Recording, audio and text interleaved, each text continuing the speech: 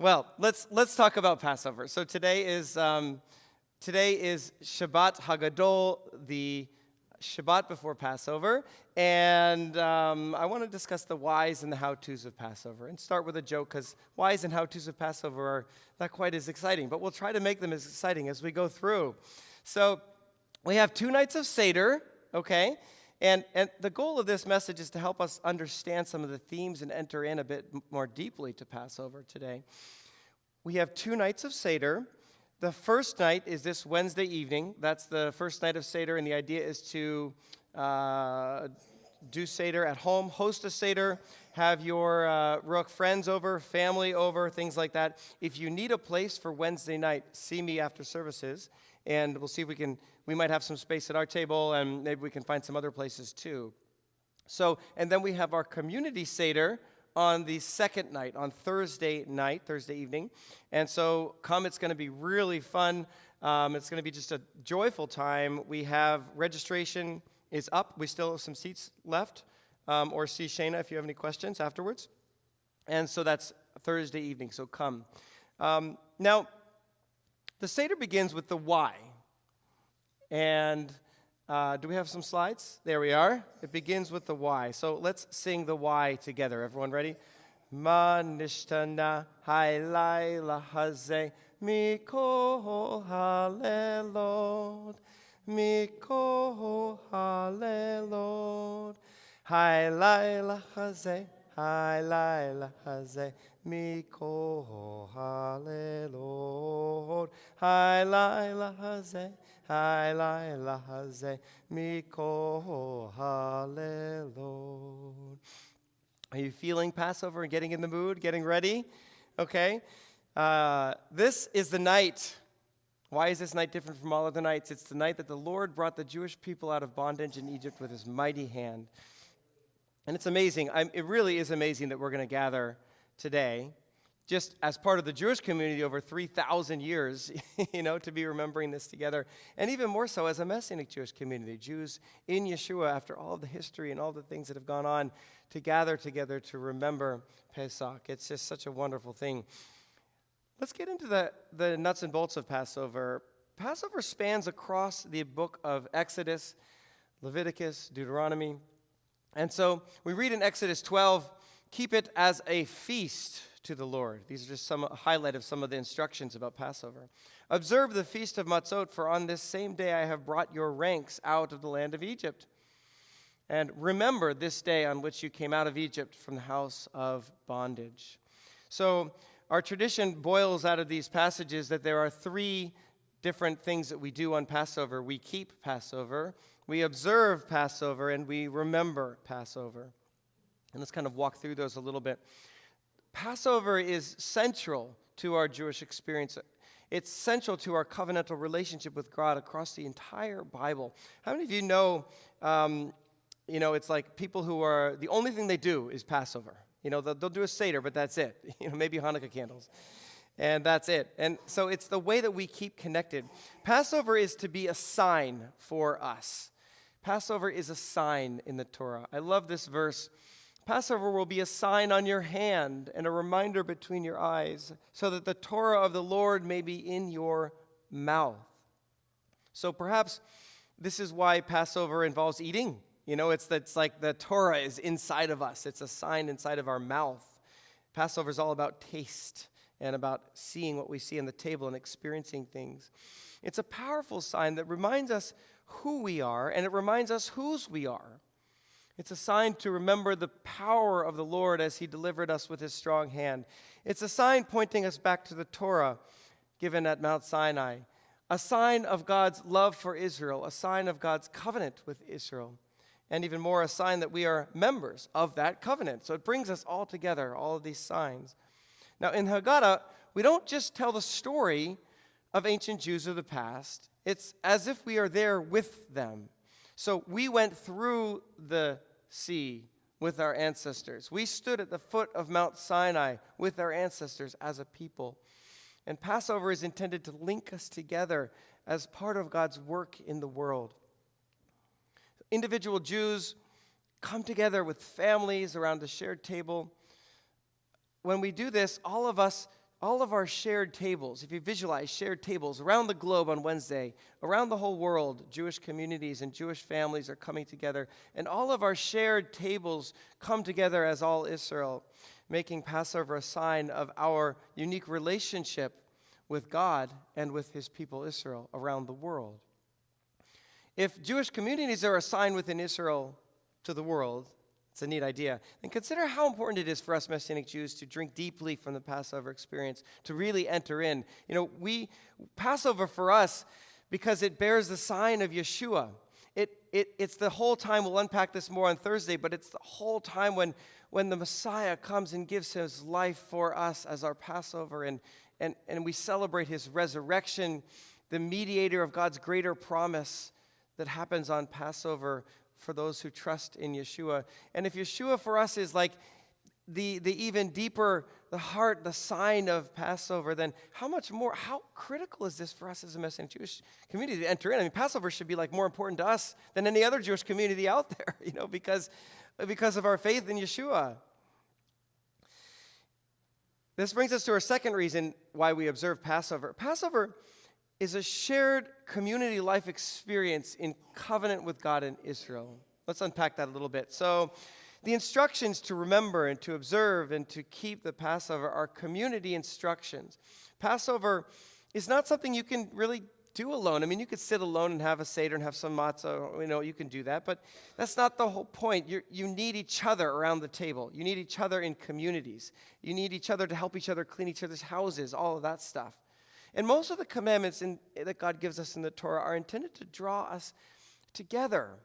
They're intended to draw us together around shared instructions and shared tasks.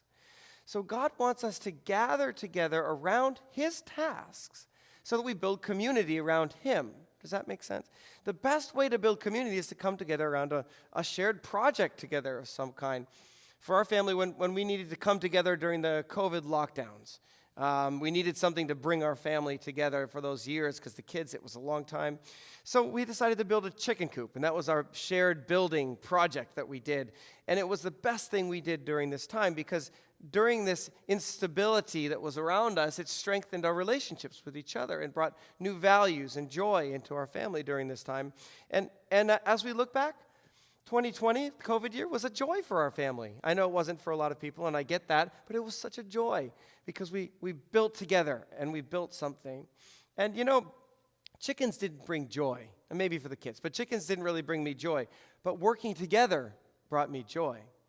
And the mitzvot that God gives us in the Torah are just like this. They're these tasks that he gives us in the Bible, to building a sukkah together, to coming together on Shabbat every week, to making services happen, to Passover, to Friday night Shabbat, to cleaning together, to eating matzah together, to the Seder. All of these things are intended to build joy in our communities and to build relationships. So Passover helps to establish and to maintain communities that come together by living out a shared covenantal life around us. The tasks that we do aren't as important as the relationships that we establish around this communal act of faithfulness with God and with each other. So it isn't that Passover is like a nice way to, it's like, well, I could either go on vacation and make some family memories or do Passover. Think about the difference. Vacations are good. I love vacations.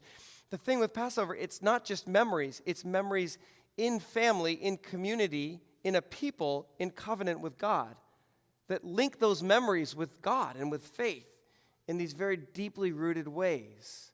And so that's so critical as we pass on an intergenerational faith. Now, this is important as we work towards Passover. Remember this. We don't do Passover in order to be more loved by God. We don't do Passover in order to become better saved. We don't do Passover better to get more brownie points. We observe this because we are already loved, approved by God through his mercy, his grace, his compassion. Because we're already in a relationship with God as a community, God gives us a communal way of life.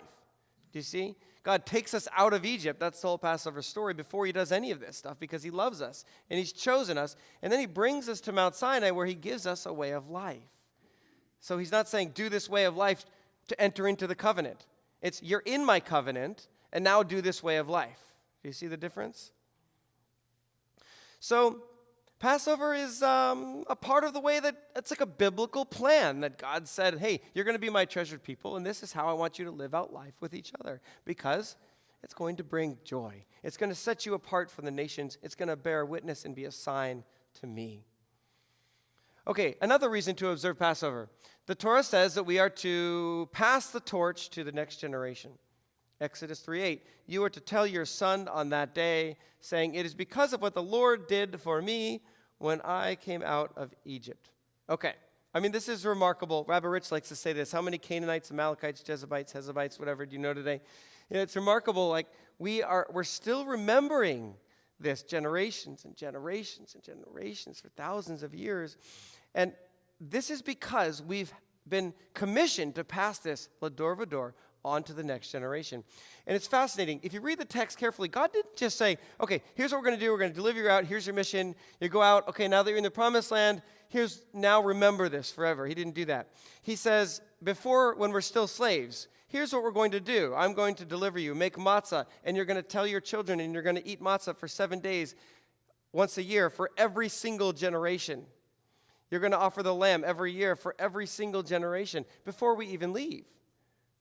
It's fascinating. So it's kind of like God had us here right now in mind when he delivered ancient Israel from Egypt. He's thinking about their great whatever grades grandchildren are still going to be remembering this experience before he even delivers us out of Egypt. And the Lord gives us this intergenerational task. As members of the covenant, we must pass the Passover to our children. It's part of our mission for the Lord. We must. We don't communicate these truths through a one-time conversation. It's not enough to just say, hey, remember Passover? Yeah, that's something that's important. It's not like that. They're communicated through regular life. They're communicated because ideally we're supposed to grow up in this experience and then have our children grow up in this experience every single year where we relive the Exodus experience. It's communicated, at the Seder when you're hungry and you're like, when are we going to eat because it goes on too long and blah, blah, blah. That's part of the whole experience. It's communicated when you clean your house together, when you remove your chametz, when you eat matzah sandwiches and you're tired of matzah and tuna and whatever, and you stand out in the crowd, or you say, hey, listen, I can't go to a restaurant. I can't meet you out for lunch today because it's Passover and I can't eat at that restaurant. These seemingly small things become the framing for the greater story of our lives. And these opportunities to talk about these things as you walk on the way, like we just prayed in the Shema. That's what Passover is. And they create memories, family together memories that are not only built around a nice family vacation, but rooted in Torah and rooted in life. And these are not meant to be burdens. You can mess up. You could do them imperfectly. That's okay. The plan, they're like the plans. They're like framework for God's intergenerational community. Okay. Last reason why we might observe Passover in the Torah is that it's an eternal ordinance. It says to do it forever. So in Exodus 12:17b, we read, therefore you are to observe this day throughout your generations as an eternal ordinance. Now, when I feel overwhelmed cleaning out the cabinets in the kitchen before, any of you guys feel overwhelmed before that? Like, it's like, oh, I got to do this and this and this and this and this. And I wonder, does it really matter? Does it really matter if I got the HVAC vacs this time? Does it really matter if I left that little, cupboard over there? What about the car seats with the goldfish? It's kind of neat. Our tradition gets this, and it's kind of good news. Before we end the cleaning part of Passover, we say this prayer where we nullify any leftover chametz. It's a beautiful prayer. If there's any chametz that I missed, I nullified it. It's not mine. And I love this because it's like we give it our best shot and then let the Lord make up the difference. Now, I don't think that's the same thing as I'm just going to forget about getting rid of it this year. It doesn't really matter. That's a different thing. But you try to clean it out and then, oh no, I left cookies in the whatever, it's not mine. Do you see? And so our people, we recognize that this is not about brownie points. This is about entering into God's life together. Because he's already there. He already loves you, and he's already working in your life. And so that's where this commandment, I think, to make this an eternal ordinance helps me. See, I don't see this as just an individual commandment, I got to do this right now for me. It's not that. It's a communal commandment. The idea is that the Jewish people need to keep Passover forever. And I'm part of that forever. So I'm not the only part. Eric, you're another part. Josh, you're another part. You guys are all other parts of that forever. And so what matters is that I'm doing my part and that I'm in the game, that my desire to pass this story of God's redemption on and to participate, not that I get every detail right. Does that make sense? So make a mistake. When you make a mistake, let it remind you of your need for God's love and his grace in your life. Now, okay, so these are some reasons why we observe Passover. Let's talk about how we observe Passover a bit now. Cleaning out chametz, Exodus 12:15. For 7 days you are to eat matzot, but on the first day you must remove all the chametz from your house. For whoever eats chametz from the first day until the seventh day, that soul will be cut off from Israel. That's a very tough instruction, isn't it? I mean, that's difficult. That soul will be cut off from Israel. There are two basic instructions here. One, remove chametz, it says, and two, eat matzah. So the first question we Jews needed to ask, think about it, is what is chametz exactly, and what is matzah exactly? How do we decide? Chametz means puffed up, anything that's puffed up. So chametz actually is not the leavening agent itself like yeast. So you can actually have yeast in your cabinets. You don't need to get rid of your yeast. It's the grains. It's any grains. This is how our tradition from ancient days pulled all these pieces together. Chametz is the grains that our sages decided could actually be expanded when they come into contact with water. They could be puffed up. So long-standing Jewish tradition decided that wheat, barley, spelt, rye, and oats are the grains that we get rid of in our kitchens. So that's what you want to get rid of. Anything that has wheat, barley, spelt, rye, and oats. And those are the things that we get rid of. There was a tradition that developed where we added kitniot, we added other beans and corn and other things like that in the medieval period because they couldn't tell the difference between those grains and when they were harvested. And just in case someone would make a mistake, we get rid of all of those too. Recently, the conservative movement and also our Messianic Jewish Rabbinical Council ruled to not require kitniot to be removed from your kitchen, although if that's just a custom and a practice, you can still do that as well. Just a heads up on that one. Matzah means to drain out. So in the Exodus story, we're told to make bread in haste, to grind our flour, but to bake it right away and then let it rise. So matzah is made of wheat, and you might wonder, well, how can we have wheat if we're supposed to get rid of wheat? The difference is that it's baked in haste. So we're allowed to have wheat as long as it's baked in haste. And so our tradition is baked in haste, means that we grind it. From the moment we grind it to the moment it comes out of the oven at 1,000 degrees is 18 minutes. And the idea of 18 is chai, which is life. And so it's a nice kind of a mystical number. And I fondly remember matzah making parties at Cheryl's. I don't know if any of you guys remember that. Connie, you were there. Where we had her cob oven at 1,000 degrees, and we had to start the clock and grind the flour and make the matzah and put it in the oven within that time frame. And it's actually not very easy to do it that quickly, but it's possible. So anyway, now not only do we not only eat anything containing these grains, but the commandment is actually to eat matzah itself.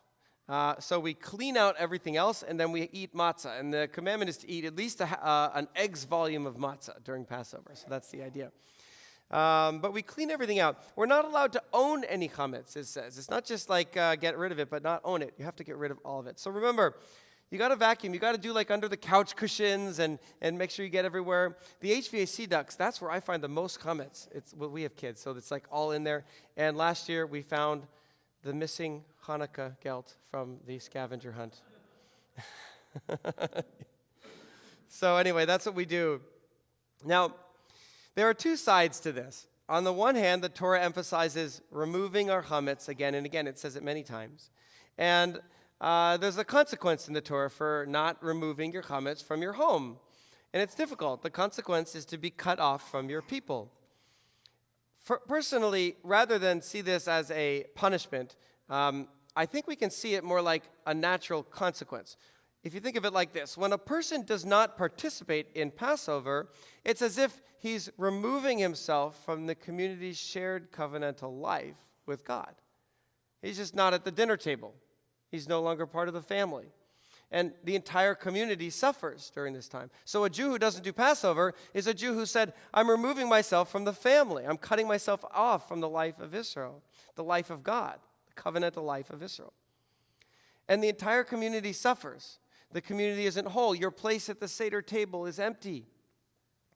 And so it's the same. It's the same here with Shabbat services. You know, when you aren't with us here, we aren't as strong.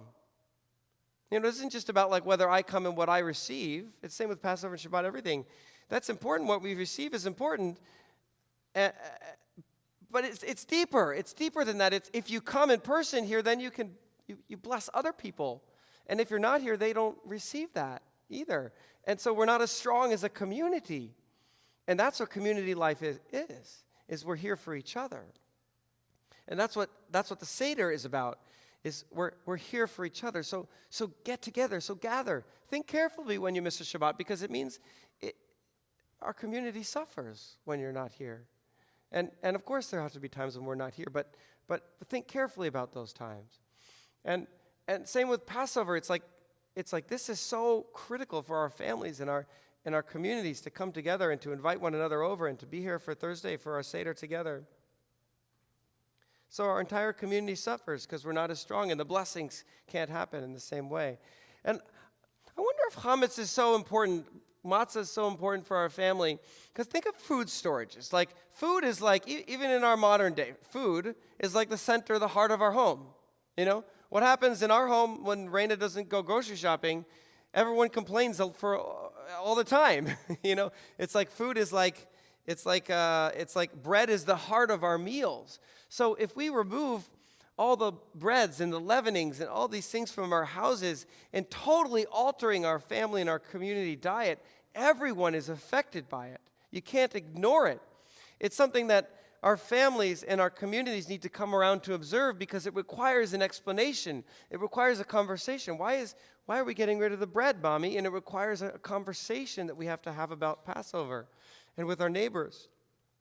So that's the one side, that this is important, and there's consequences to not living out Jewish life together. There are consequences. On the other hand, Jewish life is not all or nothing. It's something we participate in. It's something we do the best we can, and we get it. We get it that life is difficult, and we cut each other a break all the time. And so if you aren't able to do a big clean this year, do a little and do more next year. Maybe spend a few minutes and go through your cabinets and just remove the things that are like clearly bread, or block off a corner in your basement or something like that. What's more important is the heart. What's more important is that we come together in community through this shared experience to remember the Lord's work, to be a sign, to pass his covenant down to our children. So don't be like, I can't do it, I'm not going to do it at all. Just do some. You know, that's great. Just do some. And we get it. Now, very quickly, you go to the next slide. The Jewish tradition spiritualized matzah as spiritual virtues and chametz as spiritual vices. So it's kind of like getting rid of the yucky stuff and bringing in the good stuff. And Paul talks about this. I love this verse in Corinthians. He's teaching the Gentiles about Passover here. Don't you know a little chametz leavens the whole batch of dough? Get rid of the old chametz so you may be a new batch, just as you are in fact matzah. For Messiah, our Passover lamb, has been sacrificed. Therefore, let us celebrate the Passover not with old chametz, the chametz of malice and wickedness, but with the matzah of sincerity and of truth. So let us celebrate the true bread of life at our table, life of Yeshua, the heart of our Passover. And we'll see why on Thursday night. The next way to observe Passover is to take off from work. So we're getting through what the Torah talks about. Exodus 12:16, the first day is to be a holy assembly, or Shabbat, for you, as well as the seventh day. No manner of work is to be done in these days, except what is to be eaten by every person. That alone may be prepared for you. So it's different than on Shabbat. On Shabbat, you're not supposed to cook anything. You're supposed to prepare everything before Shabbat in the Torah. But on these holy days, you can actually prepare your meals on the holy days. And so a holy day is a little bit different than a Shabbat in terms of observance. Biblically, it's the first day and the seventh days that are Shabbat, that we're supposed to take off from work. There are rabbinic extensions, the second day, and then the eighth day, just in case we got the days wrong, that a lot of Jews in the diaspora observe as well. But in Israel, most Jews only observe the first 2 days, and our basic practice is the first day and the seventh day. So if you are able, and I really recommend doing this, and maybe if you can't this year, plan in advance next year and talk to your boss a year in advance, is to take off the first and the seventh day of Passover. So that will be this coming Thursday, beginning Wednesday evening to Thursday evening. And then again, next Wednesday, April 12th. And so what's at the heart? Why do this? Creating the space, it creates the time for families in our communities to come together around these shared tasks and do life with God. So if you just keep on going through regular life, and if you don't stop, you blow past the stop sign, you miss it. You miss it, that's all. You miss it. And then you're cut off from life. You're cut off from that life because you've missed it. Lastly, I'd like to discuss the tradition of attending a Passover Seder. And this is where the joy comes in. Because again, this shouldn't be a guilt thing. This should be a joy thing. Passover is motivated by joy. So now the Seder is really interesting because the Seder actually isn't a biblical commandment. There's no commandment that says you must have a Seder on Passover. But the Seder ensures that we do what is commanded in the Torah. First, the Torah instructs us to tell the story to our children, like we just talked about. The Seder gives us this beautiful opportunity to be intentional and to tell the story. It's how we tell the story.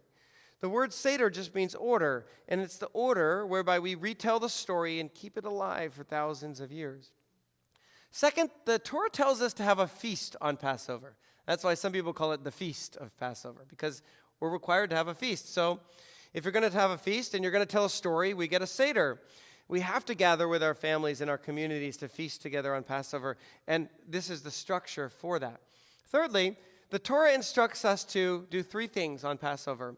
Eat the Passover lamb, eat matzah, and to eat bitter herbs. And we're supposed to eat matzah and bitter herbs in the Passover lamb together. And that's where we get the korach, which we'll talk about on Thursday night.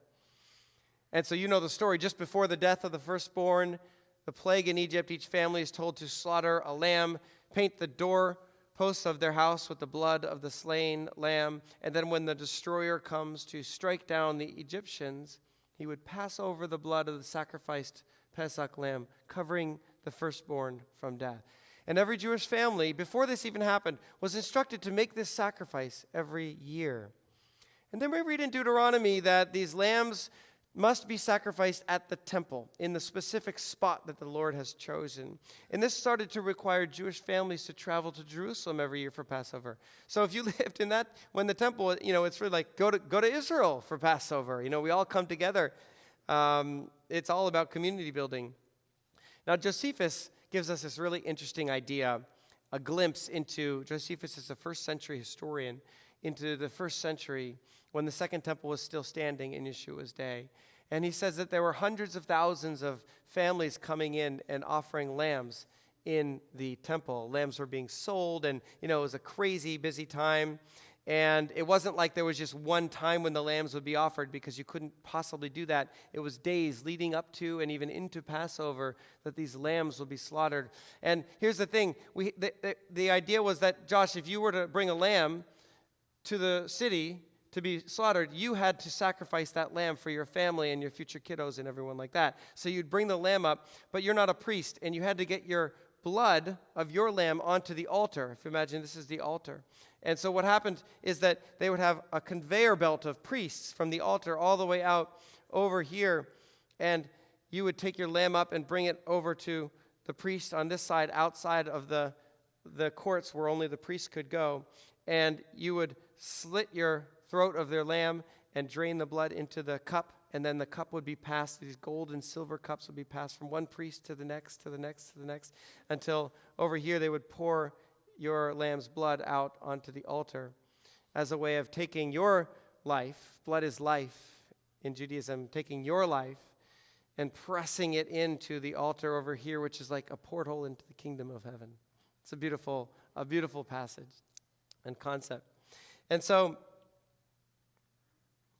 what we see here is, hold on one second, my thing just turned off here.